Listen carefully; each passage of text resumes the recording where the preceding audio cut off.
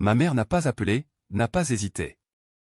Elle m'a simplement regardé par-dessus la table de la cuisine et a dit, « Le mariage de ta sœur est la priorité de la famille. Nous ne pourrons pas venir au tien. » Aucune douceur, aucune excuse. Mon père fixait ses mains. Clara souriait comme si de rien n'était. J'ai quitté cette maison portant le poids de chaque anniversaire, de chaque remise de diplôme, de chaque moment où l'on m'avait dit de comprendre. Cette nuit-là, je n'ai pas discuté ni plaidé. J'ai simplement ouvert la porte à une vie dont ils n'avaient jamais pris la peine de s'enquérir, une décision qui a transformé leur choix familial en l'instant où ils ont finalement dû me faire face. J'ai grandi dans une maison où l'amour était mesuré par la commodité. Si quelque chose était plus facile pour mes parents, cela signifiait que c'était juste. Et, d'une manière ou d'une autre, le choix facile était toujours ma petite sœur, Clara. Elle était la brillante, la facile, l'enfant dont la plus petite victoire devenait une fête de famille. J'ai appris très tôt que mes réussites étaient agréables, mais que les siennes méritaient d'être célébrées. On pourrait penser que ce genre de choses s'arrête en grandissant. Ce n'est pas le cas. Cela devient juste plus silencieux, plus aiguisé. Quand j'avais 16 ans, j'ai vu ma mère recadrer une photo de famille, coupant littéralement le bord pour que le cadre soit plus net. Mon épaule est restée sur la photo. Mon visage, non. Elle en a ri, disant « Oh, ma chérie, tu es toujours là », et elle est passée à autre chose, comme si elle ne venait pas de m'effacer de la preuve que nous étions une famille. Je me souviens avoir fixé le bord coupé, réalisant que je pouvais faire de mon mieux, briller de mille feux et toujours être la partie que quelqu'un jugeait bon de couper. C'est peut-être pour cela que je me suis poussé si fort plus tard, des bourses d'études, de longues nuits à construire une plateforme de chaîne d'approvisionnement à partir de rien, en tenant bon lorsque les investisseurs me rejetaient. Le succès a été le premier endroit où personne n'a pu méditer. Et quand l'entreprise a finalement décollé, quand les chiffres sont devenus réels et que je l'ai vendu pour plus d'argent que quiconque à la maison ne pouvait l'imaginer, je n'ai pas couru le montrer à mes parents. Je me suis assise seule dans mon appartement et j'ai laissé le silence me dire tout. Certaines personnes ne vous célèbrent que lorsque votre succès a un sens pour elles. Le mien n'en a jamais eu. Pourtant, j'ai cru que les choses pourraient être différentes pour mon mariage. Adrien Delacroix, la première personne à me dire que je n'avais pas à gagner ma place, m'a demandé en mariage de la manière la plus simple et la plus douce. J'ai planifié la cérémonie des mois à l'avance, envoyé les invitations, glissant moi-même des feuilles d'olivier pressées à l'intérieur de chacune, et lorsque j'ai tendu l'enveloppe à mes parents, ils ont souri poliment, leurs yeux se tournant déjà vers la télévision. Bien sûr, nous serons là, a dit maman, de la manière dont on promet de boire plus d'eau la semaine prochaine. J'ai passé des semaines à imaginer les 4 d'entre nous réunis à nouveau, ne serait-ce que pour une journée. Puis Clara a annoncé son mariage, même mois, même week-end, et finalement le même jour. Elle a appelé ça le destin. Mes parents ont appelé ça pratique. Moi, j'ai appelé ça le moment où j'ai finalement cessé de faire semblant que nous étions le genre de famille qui se souciait de l'importance de quelque chose pour moi. La première fissure réelle est apparue 2 semaines après que Clara ait annoncé sa date. J'étais assise dans mon bureau à finaliser le plan de table quand maman a appelé. Sa voix avait cette douceur travaillée qu'elle utilisait chaque fois qu'elle était sur le point de choisir l'enfant le plus facile. « Ma chérie, nous avons discuté. La famille du fiancé de Clara ne peut que ce week-end. Tu sais à quel point elle est émotive. Pourrais-tu ajuster le tien ? » Ajuster. Comme si les mariages étaient des meubles. Comme si le mien n'avait pas été planifié depuis des mois. J'ai dégluti, forçant le calme dans ma voix. Mes invitations sont déjà parties. Il y a eu une pause. Fine, prudente. Tu es forte, Ambre. Tu comprendras. Ta sœur s'effondrerait si nous n'allions pas au sien. J'ai fixé la fenêtre, regardant le crépuscule s'installer sur la ville. Ce n'était pas la demande qui faisait mal. C'était l'hypothèse, la chorégraphie familière. Clara veut quelque chose. Donc, tout le monde s'organise autour d'elle, même si cela signifie me déplacer hors du cadre. Papa a appelé plus tard dans la nuit, son ton était désolé, mais résigné. Tu sais comment ta mère s'inquiète. Si nous choisissons le tien, Clara le prendra personnellement. Tu vas. Tu iras bien. C'était toujours cette phrase. Tu iras bien. Leur bénédiction et leur renvoi enveloppés dans un seul message. Pendant les jours qui ont suivi, la tension a vibré sous chaque conversation. Clara m'a envoyé un message. Exubérante, inconsciente. N'est-ce pas fou? Nos mariages sont le même jour. C'est comme si l'univers nous avait alignés. J'ai tapé une réponse 3 fois, les supprimé 3 fois, et finalement les laissé non lus. Qui avait-il à dire? Elle n'avait jamais grandi dans un monde où la joie de quelqu'un d'autre engloutissait la sienne. Elle ne comprenait pas parce qu'elle n'en avait jamais eu besoin. Le tournant n'est pas arrivé avec des cris. Il s'est glissé silencieusement dans ma vie un mercredi soir. Maman a envoyé un message. Après discussion, nous avons décidé de ne pas pouvoir assister à ta cérémonie. C'est trop de trajets aller-retour. Nous espérons que tu comprends. Aucune excuse, aucun regret, juste une logistique mon domaine d'expertise utilisé pour justifier de m'abandonner. Je me suis assise sur le bord de mon lit, le téléphone brillant dans l'obscurité. Mon rythme cardiaque s'est stabilisé au lieu de s'accélérer. Cela m'a surprise. Je pensais que j'allais pleurer, mais tout ce que j'ai ressenti, c'est une vieille clarté familière remontant à la surface. J'ai envoyé un texto, c'est bon. Mais dès que j'ai appuyé sur envoyer, j'ai su que ce n'était pas une fin. C'était un début. Le moment où quelque chose en moi a cessé de plier et s'est enfin, brisé net. Cette nuit-là, alors que la maison était calme et qu'Adrien dormait dans la pièce voisine, j'ai ouvert mon ordinateur portable et j'ai fait défiler les contacts que je n'avais pas composés depuis des années. Rachel, tante Marion, Ellie, des gens qui avaient vu le déséquilibre sans jamais le dire à voix haute. Pour la première fois, je n'avais pas l'impression d'être une enfant demandant une place.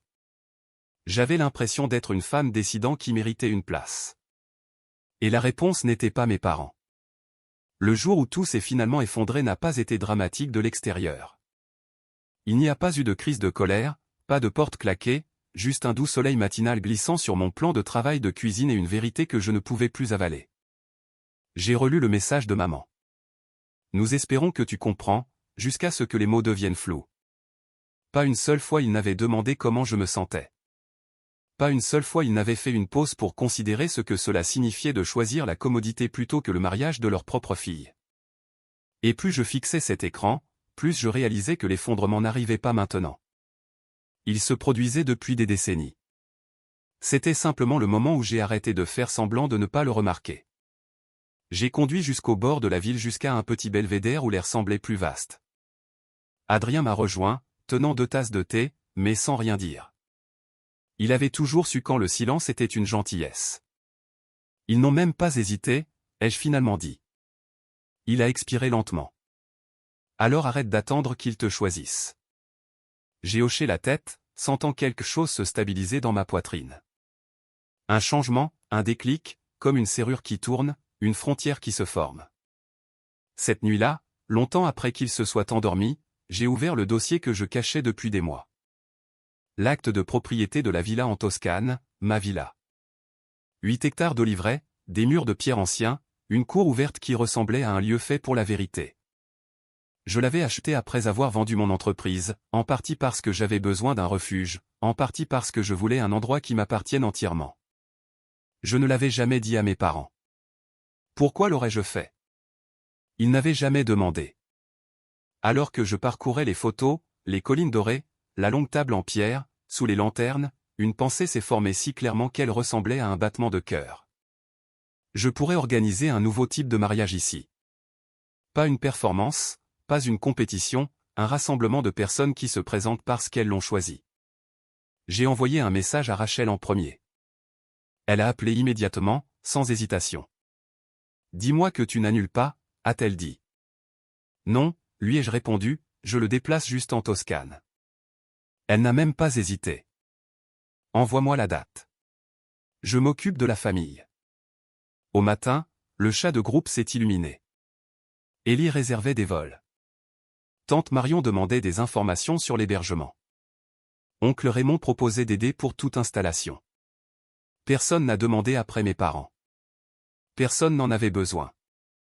Pendant ce temps, Clara postait un compte à rebours pour son mariage, 5 jours avant l'éternité.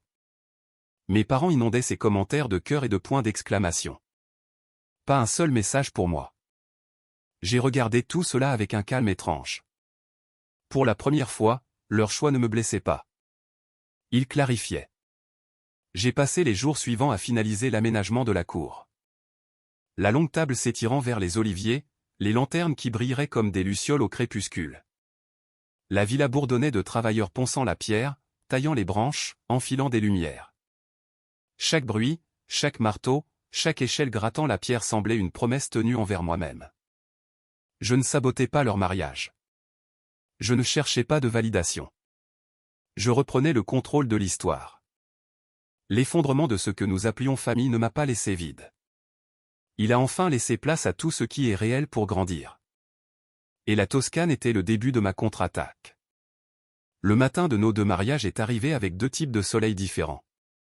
À Boston, il était d'un blanc dur, vif, impitoyable.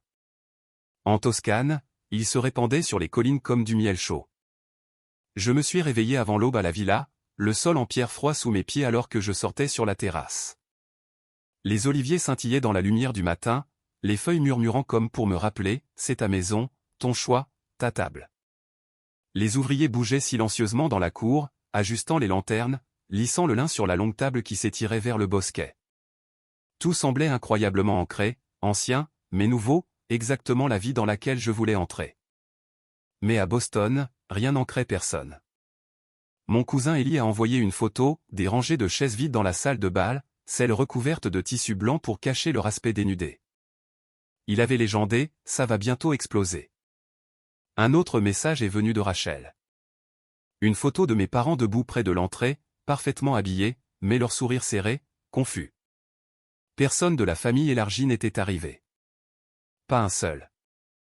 Et Clara, ma sœur, continuait d'actualiser la liste des invités sur la tablette de la wedding planée, son expression se durcissant à chaque fois. Ils doivent être en retard, murmura-t-elle à son fiancé. Mais même elle ne semblait pas convaincue. Pendant ce temps, en Toscane, les invités affluaient dans la cour, essoufflés par le voyage, rayonnant d'excitation. Grand-mère Élise est arrivée vêtue d'une robe bleu clair, ses cheveux argentés épinglés avec une branche d'olivier que j'avais placée sur sa coiffeuse ce matin-là. « Ma fille » a-t-elle dit, me tenant le visage entre ses mains. « Regarde-toi. Regarde où tu en es arrivé. » J'ai senti ma gorge se serrer. Chaque partie de moi voulait s'imprégner de ce moment parce que l'amour qui se présente se sent différent. Il porte du poids, de la présence, de la vérité. Alors que le soleil montait, la cour se remplissait de voix familières. Rachel grondant ses enfants. Oncle Raymond accueillant les musiciens. Tante Marion prenant des photos du vignoble comme si elle n'avait jamais rien vu d'aussi sacré.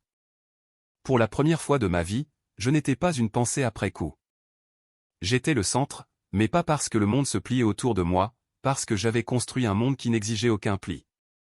De retour à Boston, la cérémonie était sur le point de commencer. Clara se tenait près de l'allée, bouquet tremblant dans ses mains, la wedding planée faisait les 100 pas derrière elle. « Où est tout le monde » murmura-t-elle sèchement. Son fiancé haussa les épaules, impuissant. Mes parents faisaient semblant de sourire. Puis c'est arrivé. Rachel a envoyé une autre photo au chat de groupe familial, celui que tout le monde avait mis en sourdine depuis des années, mais qu'il vérifiait encore par habitude. Elle me montrait entrant dans la lumière du soleil de la cour, attrapant la soie de ma robe. Derrière moi, les invités se levaient de leur siège sous les vignes. Les lanternes brillaient doucement au-dessus. La Toscane nous enveloppait comme un tableau. En quelques secondes, d'autres photos ont suivi, Élie capturant la longue table, les fleurs sauvages tressées dans l'arche de pierre. Grand-mère riant les mains en l'air. Une vidéo est apparue, Adrien prenant ma main, sa voix stable alors qu'il prononçait ses vœux. Et puis quelqu'un à Boston a halté assez fort pour que toute la salle l'entende. Le visage de ma mère s'est vidé de sa couleur. Elle a agrippé la manche de mon père si fort qu'il a grincé des dents. « Clara » a-t-elle murmuré. Ils sont tous en Italie. Le bouquet de Clara a glissé, son souffle s'est coupé, et pour la première fois de notre vie, elle a réalisé que le monde n'orbitait pas autour d'elle. Mon père a regardé autour de la salle à moitié vide, sa mâchoire se serrant. Pourquoi personne n'a dit qu'il ne venait pas? Parce qu'il ne vous devait pas d'explication, ai-je pensé, à des milliers de kilomètres. Ils se devaient une explication à eux-mêmes. En Toscane, je n'ai pas su le moment exact où leur mariage s'est effondré, mais j'ai senti le changement. Un calme étrange a parcouru la cour juste au moment où je terminais mes vœux. Pas de tristesse, quelque chose comme un soulagement, comme si un dernier film reliant à la version de la famille que j'avais autrefois supplié s'était doucement rompu. Après la cérémonie, nous nous sommes dirigés vers la longue table sous les vignes. Les invités riaient, se passant du vin, verres qui s'entrechoquent. Le ciel s'est réchauffé en ambre. Les lanternes se sont allumées une par une. L'air sentait le romarin et le pain chaud. Adrien s'est penché près de moi. Ils savent, n'est-ce pas? J'ai hoché la tête. Ils voient la vie dont ils n'ont jamais pris la peine de s'enquérir, et la vie que tu as choisie à la place d'eux, a-t-il ajouté. Mais ce n'était pas une vengeance. Pas vraiment. C'était une clarté servie doucement, honnêtement, sous la forme d'un mariage qu'ils n'auraient jamais imaginé que je puisse créer. À mi-chemin du dîner, mon téléphone a vibré. Un message de papa. C'est là que tu es? Un autre de maman. Tous, pourquoi ne nous as-tu pas dit que tu avais un endroit comme ça? Puis de Clara. Est-ce une sorte de blague? J'ai posé le téléphone face contre terre. Rachel a levé un sourcil. Ils sont en train de paniquer, n'est-ce pas? Probablement, ai-je dit. Ça va? J'ai regardé la lumière des bougies danser sur la longue table. La table que j'ai construite. La table remplie par des gens qui m'ont choisi. Je n'ai jamais été aussi bien. À Boston, les choses se sont aggravées. Un invité a chuchoté trop fort, sa famille n'était-elle pas immense? Un autre a dit, pourquoi tout le monde est en Italie? Quelqu'un a montré une photo de ma villa, la légende disait, le mariage d'Ambre en Toscane. Ma mère s'est assise brusquement, une main sur sa poitrine. Mon père se frottait les tempes. La wedding planée a fait signe au groupe de commencer, mais même la musique semblait creuse. Clara fixait son reflet dans une porte vitrée. Maquillage parfait, robe parfaite, tout parfait, mais complètement seule dans le moment sur lequel elle avait construit toute son identité. Et puis elle a dit la partie silencieuse à voix haute. Tout le monde l'a choisi. Pas de cris, pas de crise de colère, juste la vérité enfin dite. Pendant que leur nuit se dissolvait, la mienne s'épanouissait. Les musiciens jouaient des cordes douces sous le ciel chaud de Toscane. Adrien a murmuré quelque chose sur l'éternité. Grand-mère a essuyé ses larmes. Les enfants de Rachel dansaient pieds nus entre les ombres des lanternes. Chaque son semblait être une guérison. Plus tard, alors que nous allumions des bougies le long de l'oliveraie, je me suis surprise à regarder vers l'horizon, non pas par désir, mais par clôture. La famille que j'avais passé toute une vie à essayer de gagner n'a jamais été mienne à garder. Celle rassemblée autour de moi maintenant, celle qui riait, applaudissait, levait son verre, était construite à partir du choix, pas de l'obligation. Près de minuit, le dernier message est arrivé de maman. J'espère que tu es heureuse. Je n'ai pas répondu. Pas parce que j'étais en colère, mais parce que j'avais enfin compris que le bonheur n'a pas besoin de leur permission. Et dans le calme de la nuit toscane, entouré des personnes qui étaient présentes, j'ai respiré plus profondément que je ne l'avais fait depuis des années. Le point culminant de leur histoire était l'effondrement. Le point culminant de la mienne était la liberté. Le lendemain de notre mariage, la Toscane semblait différente, plus légère, comme si toute la villa avait expiré avec moi. Le soleil filtrait à travers les branches d'olivier, dispersant de l'or sur la cour, où des pétales de la nuit précédente s'accrochaient encore aux pierres. Grand-mère Élise s'est assise à côté de moi sur la terrasse, les mains serrées autour d'une tasse chaude. « Tu as construit quelque chose de beau », a-t-elle dit. Pas seulement la nuit dernière. Ta vie. Je ne savais pas que j'avais besoin de ces mots jusqu'à ce qu'ils tombent. Les messages continuaient de vibrer sur mon téléphone, mes parents s'excusant en phrases fragmentées, Clara insistant sur le fait qu'elle avait été prise au dépourvu, papa demandant quand nous pourrions parler correctement. Mais rien de tout cela n'avait plus d'urgence. Leur choix avait déjà parlé pour eux. Ce qui comptait maintenant, c'était le genre de famille que je voulais à l'avenir. Alors, je n'ai répondu qu'à un seul message. Celui de Rachel. Nous restons 2 jours de plus. Petit déjeuner. Oui. J'ai écrit, toujours. Adrien m'a rejoint à la rambarde, passant un bras autour de ma taille. Quoi qu'il arrive ensuite, a-t-il dit, tu ne l'affronteras pas seul. Et pour la première fois de ma vie, j'y ai cru. Non pas parce que quelqu'un l'avait promis, mais parce qu'il s'était déjà présenté quand cela comptait. Les conséquences n'étaient pas le chaos. C'était la clarté, calme, stable et entièrement mienne. En fin de compte, j'ai appris quelque chose de simple. La famille n'est pas celle qui partage votre nom, mais celle qui se présente lorsque votre cœur est en jeu. J'ai arrêté de demander une place à leur table et j'en ai construit une pour moi, et les bonnes personnes l'ont trouvée.